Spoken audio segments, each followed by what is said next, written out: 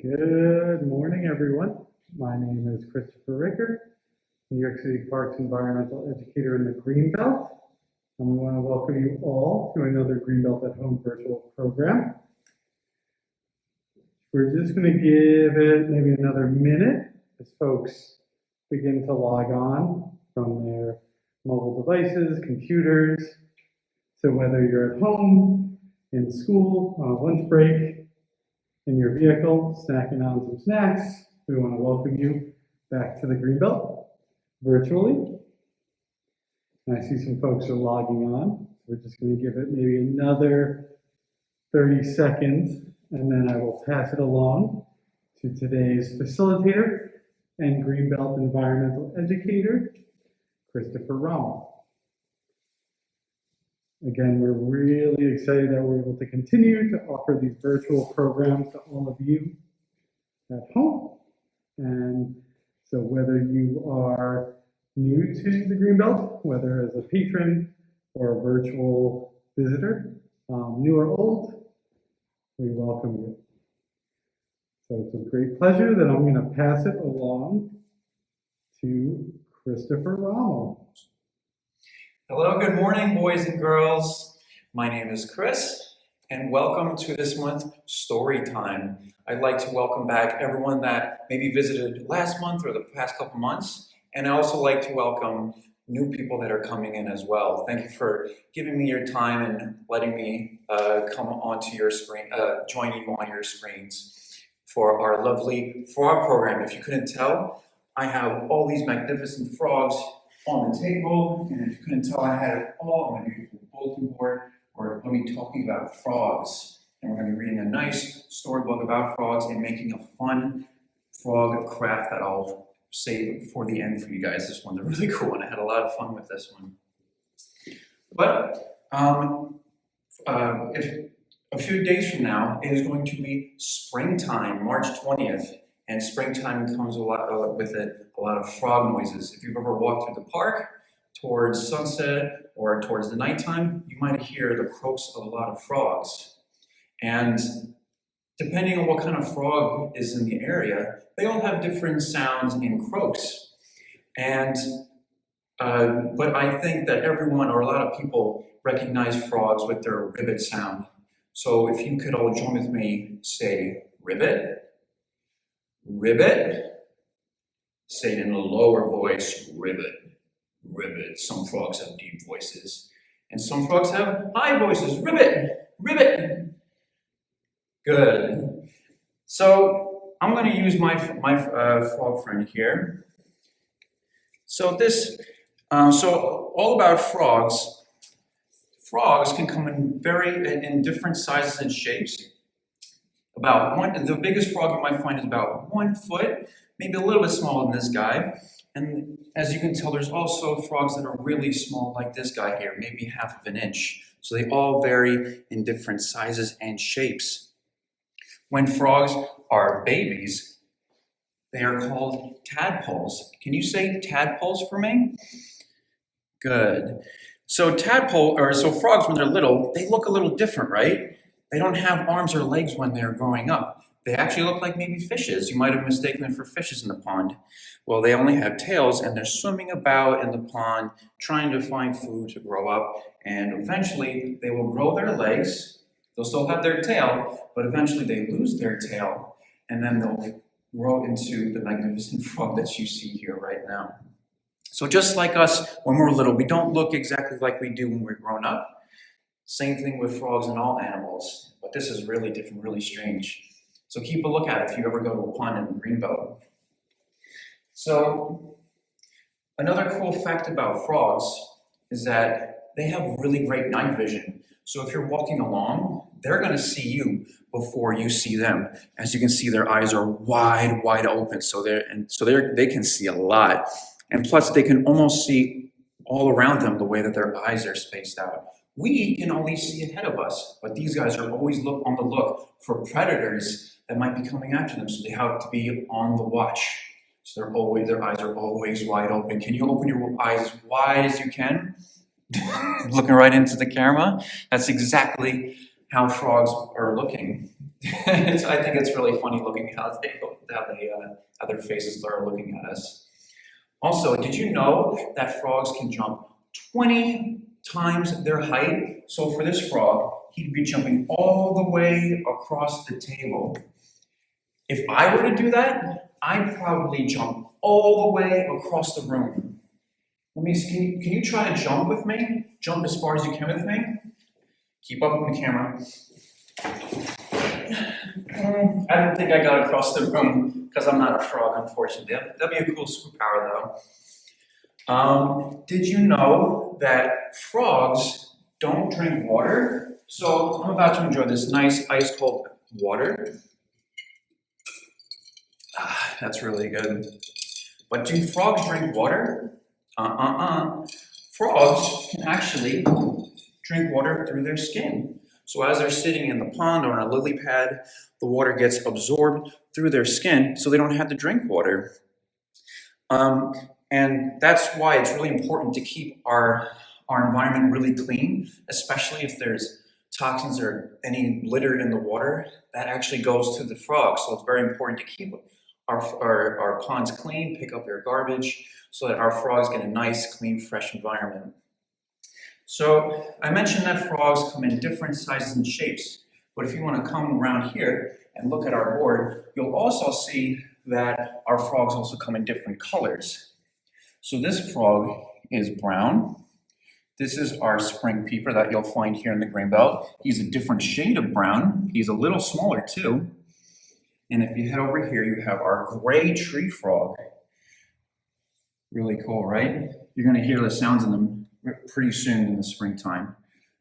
These frogs here you're not gonna find typically in the grain belt, but you can see they have red eyes, they have different colors, they have red feet, but their bodies are green. So just like every human on Earth, we are all very different. Just like frogs are no exception. And if you look a little over here, this one's a little lighter shade of green. He kind of looks like Kermit the Frog to me, don't you think? You're not going to see him today, unfortunately. And over here, this one's really cool. This one's a really pretty shade of orange and green. So they can be more than one color. You'll usually see these in more tropical climates. And lastly, we have our bullfrog. We actually have our bullfrog. Chris Ricker actually did a program about it if you want to take a look and learn more about our bullfrog here. They're usually pretty big. And frogs, of course, like to hang out in the lily pads here. As you can see, my little friend taking a nap over here. I hope you guys learned something new about frogs. I certainly did when I was looking up for this program. Why don't you tell a friend or someone you know all about what you've learned about frogs here today? So, we're going to move on to our story time. I really enjoy this one. This book is called Jump, Frog, Jump. Now, you're going to have to remember that phrase because I need your help when reading this story. You're going to have to remember the phrase, jump, frog, jump. You'll see why in a second. So this story begins with the little frog in a pond. So as you can see here, you see the little bug in the pond. Now this is the fly that climbed out of the water. Oh, you see our little frog there. He sees a nice juicy fly on the pond right there. Now this is the frog that was under the fly that climbed out of the water. How did the frog catch the fly? Now remember that phrase I told you, remember you're going to need to repeat after me. Jump, frog, jump! He jumped up and got the fly. You see the little fish in the corner looking a little suspicious right there? Let's see what happens next. Now this is the fish that swam under the frog, that was under the fly, that climbed out of the water. Look at the fish, what's he doing? How did the frog get away? Remember guys, say the phrase, jump frog, jump. And he jumped out of the lake.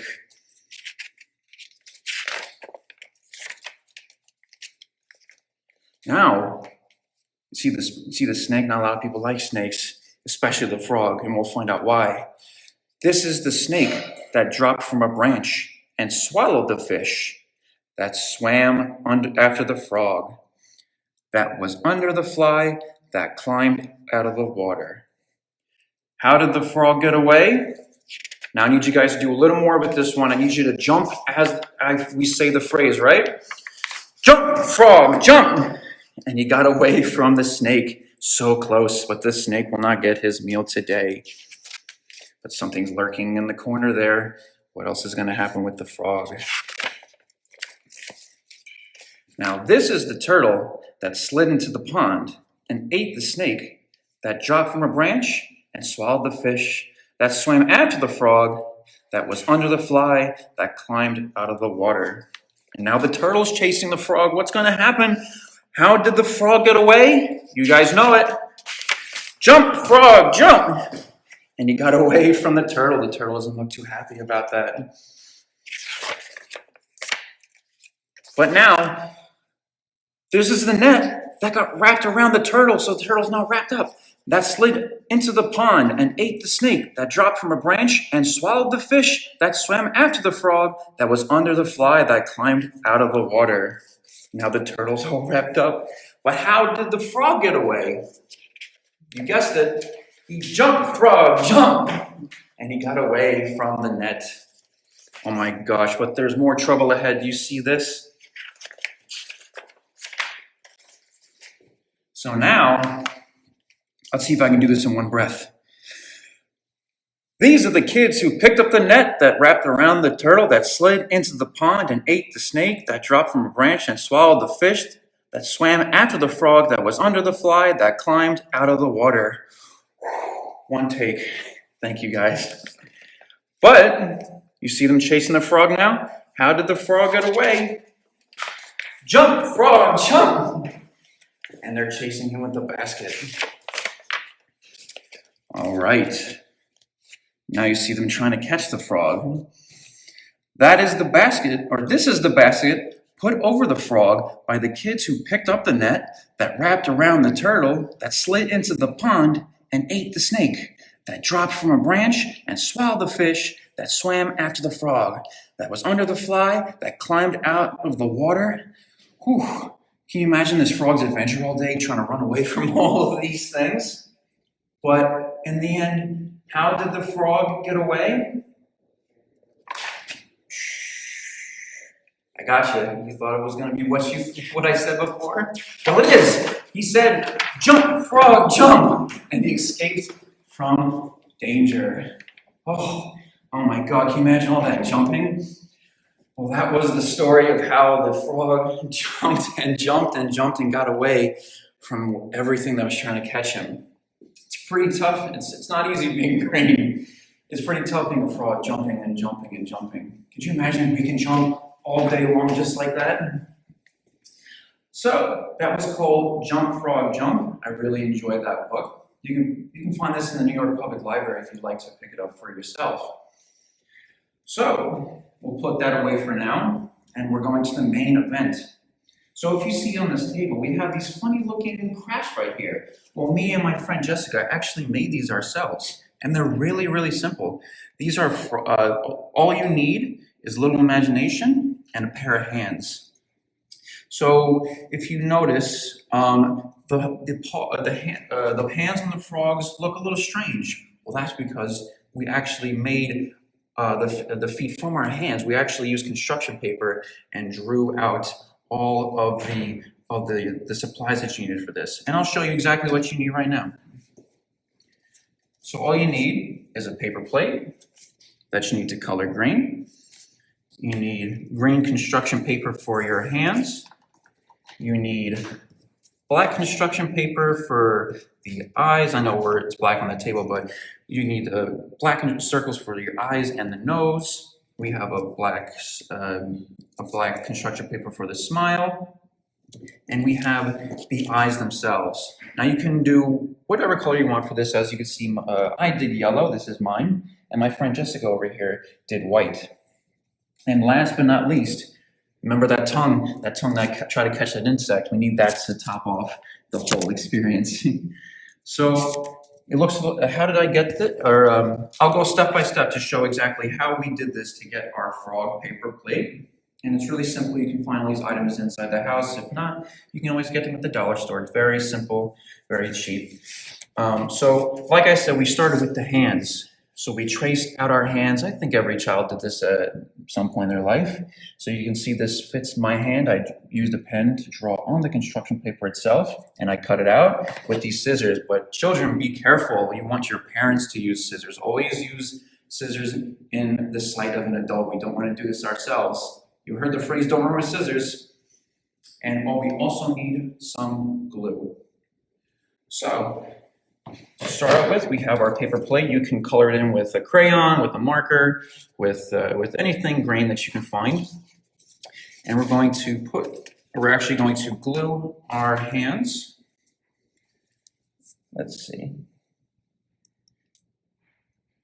This is live TV. If you mess up, it can't be edited. All right, a little bit of glue there, and a little bit of glue right here. Perfect. If there's not enough, we can always just add more. We got plenty of glue. So you're going to stick one with the thumbs facing in, because that's how they sit. And we're just going to let that sit there and let it dry. Okay, now we're going to add some personality to this frog. We're going to add its face. So here, we're going to start with our smile. I made this smile a little bit smaller because, like I said, frogs come in different sizes and shapes. So we're going to make this frog a little smile right there. And next we're going to work on the nose.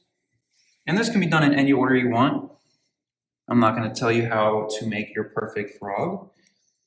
Just a little bit of glue there. And a little bit of glue there because our frog needs a nose. He needs to smell things. All right, it's coming along so far. It actually looks, now that I look, it looks like a smiley face already with the two eyes. But we're actually going to add our real eyes this time. One here and one here. So you guessed it, we need more glue for that. All right, coming along. You can even make your eyes red, like the frog we saw before. His eyes are red as well. Okay, perfect. And we need to add some pupils. And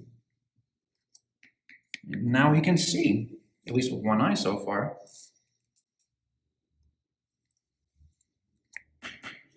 All right, we are 99.9% done. He's looking like a happy little frog right now.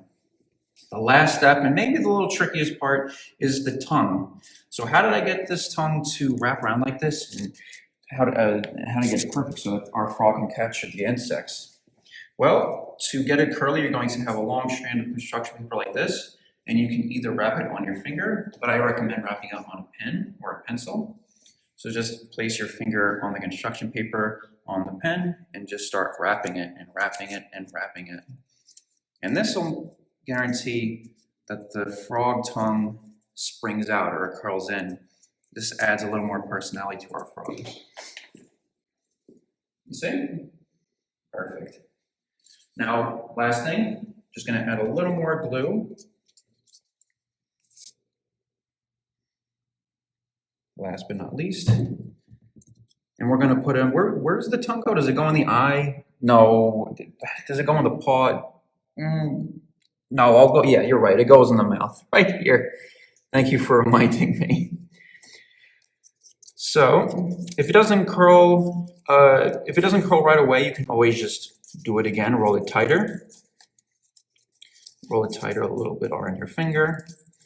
But there we go, that's our frog. I'm not going to pick it up right now because it's still drying. I don't want to ruin it, but it's going to look something like this, where you can play with the tongue and hang it on the wall or put it as a mask maybe. It's a good Halloween costume. But I had an awesome time working on this. It's very easy. You can find any of this stuff around the house and you can add your own personality to it. My friend Jessica added dots and she had a different shade of green. Mine is looking a little bit like Kermit, I think. But you do whatever you want. This is your expression. You can make a pink frog or a gray frog or a brown frog. Like we said, there's different colors and shapes and sizes. Don't be limited to just green. So, with that, I thank you all again for joining us on our frog story time. I'm really excited about this because I love frogs, and I hope you learned about frogs today. And I hope you enjoy the story and the craft time. I'd really like to see if you guys made your own.